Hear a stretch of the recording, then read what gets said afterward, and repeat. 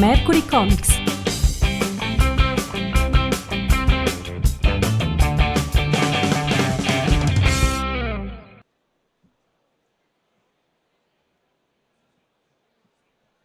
Ciao a tutti! E adesso ci sentiamo molto meglio. Super, signori, forse sono in clip. Meglio che sia un po' Qualcuno più potrebbe tranquillo, intuire che questo è il primo slot del primo giorno di Lucca Comics and Games 2024. Noi siamo quelli di Mercury Comics, si parla di fumetti e quest'anno siamo partiti col botto, signori, perché la Castoro ci ha portato qui il nostro ospite, Kazu Kibuishi. Thank you. Thank you. Yeah. Noi ci avvaleremo per questa diretta di un interprete, perché se no diventa una cosa un po' pazzesca fare l'uno e l'altro, e quindi io partirei subito a chiedere... E l'interprete sono io, quindi pensate il pericolo che stiamo correndo, signori. So the translator is me, so let's think about the danger zone we are living in. Quindi noi partiamo subito per chiedere una cosa, perché allora partiamo dalle origini. Tanto tempo fa io lessi un fumetto che si chiamava Amulet, che venne presentato qui a Lucca dalla Renoir tantissimi anni fa. Poi Amulet ha avuto una storia un po' travagliata all'interno dell'editoria italiana, perché è stato prima preso da una casa editrice e poi da un'altra, e poi finalmente la Castoro ha messo le mani su Amulet. Let him translate. Thank you so much. This is just the introduction. Go figure. Okay. So many years ago, Yes. In a long time age, I mean, I'm joking. He just read and discovered a comic book called Amulet, of course. It was at the beginning published with Renoir here in Italy, I guess. That's right. And then the comic book had a little bit of some trouble.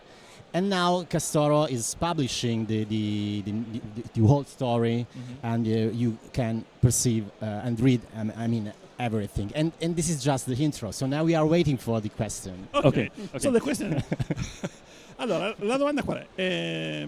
Amulet è una storia che ha una quantità immensa di personaggi, ma come è nata questa storia? Okay.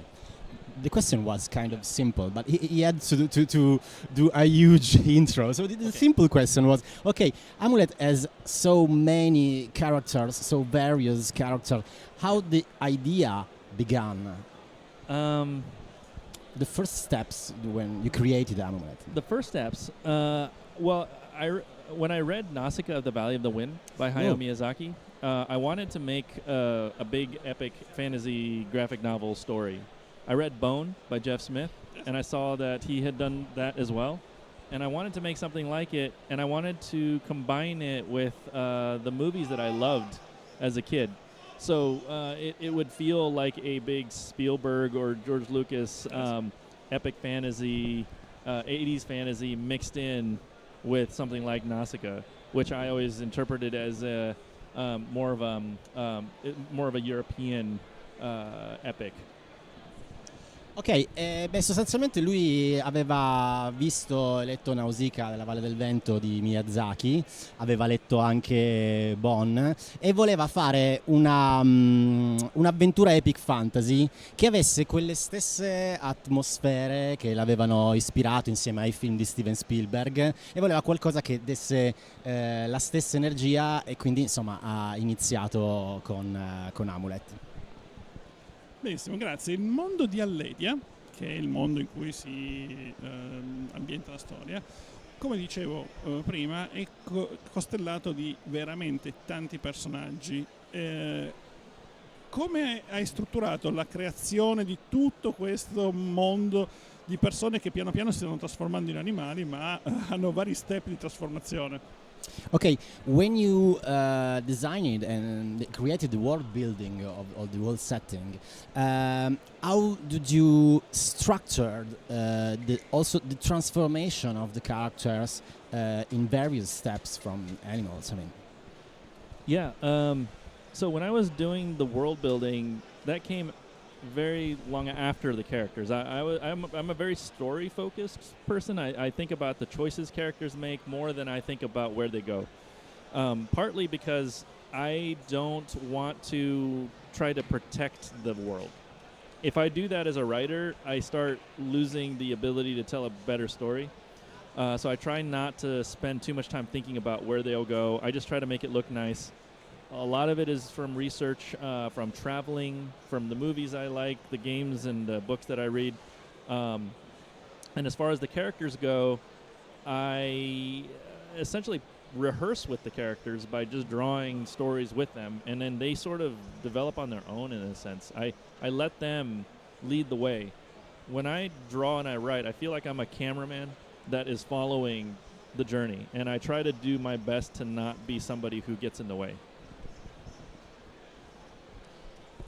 Ok, sostanzialmente in realtà, a dispetto di quello che poi noi abbiamo visto nelle immagini, lui non è un autore estremamente fissato con il world building, cioè lo storytelling viene story first, quindi la storia è sempre comunque più importante delle idee grafiche, e lui non vuole innamorarsi delle idee legate al mondo, perché pensa che il rischio sia sostanzialmente di poi perdere il filo conduttore della storia, ok? Per cui non voleva che, look nice, quindi sembrassero molto carini, ma poi perdere il contatto con la narrazione. E diceva, per me io sono come un po', cioè io mentre creavo la storia provavo come se fossi un attore o un regista insieme ai personaggi che recitavano nel mio pensiero, e quindi man mano li creavo e mi trovavo a essere un po' come un cameraman che li seguiva durante l'evolversi della storia. I like it when the story surprises me, because if it surprises me, I know the readers will be surprised. So I try to allow that to happen as much as possible. Mi piace quando la storia mi sorprende, mi piace lasciarmi sorprendere dalla storia, e quindi non pianifico tantissimo prima, ma lascio che sia la storia in qualche modo a prendere il sopravvento. Un approccio da regista, quindi lasciare gli attori che improvvisino a volte per dare spunti per la storia stessa. It's a director approach, so you let your character act like they were actors in your story. Absolutely, yeah. I actually studied film, and I went into the film industry, and one of the things I studied was screenwriting, because that's how you start. You write the stories, but it was always very limiting to write characters through screenplays. I always felt like it was like trying to make a blueprint for somebody, for a human being, and it never felt right. So when I make these books, I take advantage of the fact that I don't have to have a script. Not because I don't want to or that I can't. It's really just because I have the ability to just improvise on set without it costing millions of dollars to do. I figured everyone should do that. I think that's why Miyazaki is who he is, because they have to trust how he goes through it. And he takes advantage of the fact that nobody knows where it's going, and then he can make something that feels alive in a way that a lot of other people can't. Ok, lui arriva dalla film industry, per cui in realtà ha studiato sceneggiatura. Lui avrebbe potuto avere un approccio estremamente preciso, come se fosse una sorta di blueprint, di disegno tecnico della storia, ma non ha assolutamente voluto farlo, proprio perché cercava questo effetto sorpresa che sorprendesse ovviamente il lettore, ma sorprendesse anche lui costantemente, e gli dava la possibilità di creare questo effetto di imprevedibilità durante la storia, che è un approccio molto vicino a quello che comunque per lui era l'approccio narrativo di Miyazaki, e di anche also Stephen King teaches this kind of really? approach to in this book about on writing. Yes, yeah, it's just right. Not do too many dashboard about the story, but just feel free to improvise. I think when you're starting, it's good to have a rule set. It's good to know the genres. It's good to know what everyone expects. But once you start getting good at it, you want to subvert the expectations. You want to change like what's going to happen around every corner, and just surprise, and just jump off the rails as much as you can. I feel like that's what I love about genre, because then everybody has an expectation, and then you now know where the reader is, and then you can surprise them easier because they've already got an expectation. Ok, lui dice, quando stai partendo, se hai le prime armi in narrazione, è buono avere una scaletta, farti un programma, ti aiuta, ti dà sicurezza, ma quando sei già abbastanza bravo, in realtà la cosa bella del genere è che, essendo molto codificato, la cosa bella è far saltare in aria tutto, no? Andare oltre i confini, oltre le aspettative, e quindi è anche un po' quello che piace a lui, cioè giocare su queste cose in modo da creare qualcosa che il lettore non si aspetta. E sei partito dal mondo del cinema e ci sei tornato. Infatti. You started with the world of the movies, of the TV series, that kind of industry, and now you're kind of coming back. That's right. Yes. I've always had a bit of a foot back in film, because I used to work in movies, but I had kids and I wanted to raise the kids, and I didn't want to be in Hollywood when all that happened. Now the kids are older and they're going to be driving soon and they can do their thing. So now it's time to go back, I think, on all that stuff and finish what I started a long time ago. But yes, I'm getting to help make the Amulet movie with 21 Laps, who made Stranger Things and Deadpool and Wolverine, and we'll be doing it with Netflix. So the screenwriter is Jason Fuchs. He is the showrunner for Welcome to Derry, the Stephen King show, and he and I have developed a story based on the books, but very, very closely related to what I've written. And it's essentially the first two books is going to be the first movie. And it is animated, isn't it? Or is live action? We don't know. I'm hoping it was supposed to be live action, Okay. and I believe that it's going to continue to be that, yeah. Ok, sostanzialmente gli ho detto ok, sì, io lavoravo nella industry, però a un certo punto ho avuto dei bambini, quindi ci siamo dovuti preoccupare di crescerli, avevo bisogno di più tempo da dedicare alla famiglia, adesso i bambini sono diventati grandi, tra un po' guidano, per cui si può ritornare indietro e finire quello che avevamo iniziato, e quindi lui tornerà, è in produzione, in pre-produzione credo, il film di Amulet, sarà sviluppato dalla stessa casa produttrice che sta dietro a Stranger Things e ha lavorato anche a Deadpool and Wolverine. You named the producer? 21 Laps Okay. Entertainment. Okay, Yeah. 21 Laps. And the writer is Jason Fuchs. Jason Fuchs, Yes. ok. He is he's the showrunner, the producer for Welcome to Derry, Okay. and head writer. Yeah. Welcome on Derry. Okay. Welcome to Derry, which Okay. is based on the It Yes. movies. Yeah. It is kind of prequel of it, isn't it? Kind of, or similar.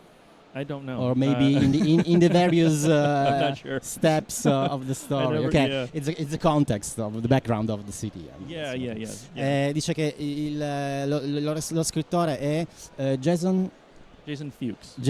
I'm sorry. Yeah. Oh no, that's okay. Too many details. Yeah. Jason Fuchs, che è lo scrittore, lo showrunner di Welcome to Derry, che è la serie TV che stanno preparando per il contesto, praticamente uno spin-off di It di Stephen King, che racconta tutto il background che c'è dietro a questa città, che in realtà poi compare in un sacco di romanzi di Stephen King, oltre a It, quindi insomma è uno scrittore super valido, e lui sperava che, insomma, si spera che in realtà sia un live action e non animato, ma non sappiamo ancora, quindi stiamo aspettando di scoprirlo. Sì, anche perché un live action con i personaggi che ci sono lì, mi viene in mente Una casa che cammina o cose del genere, a cartoni animati si faceva facilmente, ma un live action sarebbe stato molto complicato senza i CGI che ci sono adesso. Okay. He's saying that when you have kind of a walking house on this kind of imaginary, now with the CGI that we have, it's much more possible to do this kind of fantasy building when you do not have to do it animated. Okay, so now it is very possible. Oh yeah, it's not just possible, but it's also less expensive because the computers are so powerful. I think you can get really high-end special effects now at a even TV budget. You know, I remember watching the second season of The Witcher, and I was watching one of the first couple of episodes with the pig man episode. His CG was so incredible. I could not believe the quality of it at broadcast. You know, I mean, Yes. I don't think we've ever seen any. Even Game of Thrones, like, I think it's even one level up from what they did in Game of Thrones. Sì, ha detto infatti, tra l'altro non solo è molto più possibile, ma costa anche meno perché i computer sono molto più potenti, quindi tu puoi avere dell'ottima CGI anche in produzioni televisive, come per esempio è successo nella seconda serie di The Witcher o anche in Game of Thrones, che hanno davvero alzato il livello della produzione anche appunto su media che magari anni fa non avevano quel tipo di raffinateza. Di budget. Yeah, and these producers also made Stranger Things, so they understand how to work with special effects there too. I will note that I actually have known them for a long time. I met them many years ago, back when they were directing and making Steve Martin movies. They were making comedies for families, Yeah. and they had not made Night at the Museum yet, and they hadn't done special effects yet. So when I showed them Amulet and they wanted to make it, they just said, "We don't know how to do that." Obviously. You know, the producer Dan Cohen said, "I love this so much, but I can't make it." Like when they did Dune the first time. Oh yeah, yeah. They It's just, couldn't do that. yeah, it's just if it hasn't been done, it's very difficult unless you're a visionary. Yeah. You know, very clever visionary. So, and they are over at 21 Laps, but at the same time, it was very new for them. So years later, I was watching them make Stranger Things. They made Arrival. You know, they made all of these really great special effects.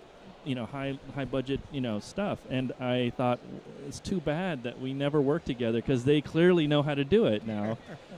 It was really a really nice thing when I got a phone call from my agent. And she said to me, "I know you're not taking any phone calls." I was so frustrated with Hollywood for a while that I just told her to tell everybody no so that I could finish Amulet, the books. And she called me and said, my agent called me and said, "You have one phone call that I think you should take." And I asked her, "Who is it?" And I kind of knew her answer, and she said, "It's 21 Laps." And I was like, "Yeah, that's the phone call I want to take." And so we talked and we said, let's do this and let's do it right. Ok, sostanzialmente lui conosceva 21 Labs già agli inizi della loro produzione, quando lavoravano con Steve Martin, facevano i comedy movie, avevano lavorato a Una notte al museo e anni fa loro non avrebbero avuto come dire, la perizia e il know-how per fare questo tipo di produzioni. Poi lui ha lasciato appunto Hollywood per un po', negli anni ha visto che poi nel frattempo loro hanno fatto Stranger Things, hanno fatto The Arrival e il loro livello di gestione della computer graphics è diventato enorme, no? E lui diceva, che peccato che non abbiamo mai poi lavorato insieme su questo tipo di cose. E nel frattempo lui parlava con la sua agente che diceva ok, sono così frustrato da Hollywood che non dirò mai sì a una produzione. Amulet lo finisco come libri, va bene così, sono contento. E la gente ha detto ok, però anche se tu dirai no a tutte le chiamate, io sono sicuro che ce n'è una a cui dirai di sì, che era appunto 21 Labs, perché loro avevano collaborato agli inizi e quindi infatti loro ha detto di sì a loro e adesso c'è questa realtà che sta partendo. Quindi aspettiamo che arrivi. Quando è prevista l'uscita? So when it is coming out? Hard to say. What's that? Oh no, I don't know that. Yeah, I'm. If it doesn't get made, I won't be surprised. No. Because that's just how it's always been for many years. I've worked with so many producers, and so I got used to the disappointment. Because I've been working with people since 2007, 2008, like when the first book came out, and I think that we're closer now than we've ever been, and I'm working with people who know really what they're doing. If it doesn't happen here, I feel like it'll never happen because I feel like we have the best in the business doing it right now, and you know, we haven't really spoken much about it. The news is fairly recent. So I don't know how much I can say, but I actually don't know what the timeline is. Ok, allora lui ancora non sa dare una data di uscita perché ne hanno appena iniziato a parlare, sono in una propria fase iniziale di discussione, produzione. Infatti ho detto, io non mi stupirei persino se non si facesse nulla, perché conosco comunque l'ambiente di Hollywood, so che molti progetti magari poi nel frattempo si perdono. Io non, I don't wanna bring bad luck. So I'm crossing fingers. Okay, yeah. We'll just say it's not going to happen, and then Quindi noi happen. diciamo che in realtà succederà, ci sarà questa cosa, però è ancora troppo presto per dirla. Ci sono dei validissimi autori che ci stanno lavorando, non sa ancora nulla da poter dare una data, quindi ancora presto. Noi incrociamo le dita. Direi ai nostri ascoltatori, in ogni caso abbiamo i volumi, che sono meravigliosi. Questo cofanetto lo metteremo in una teca, probabilmente è una cosa meravigliosa, e quindi comunque sia si parte da lì, e poi se viene anche il film o la serie va bene, ma di qua si parte. Okay.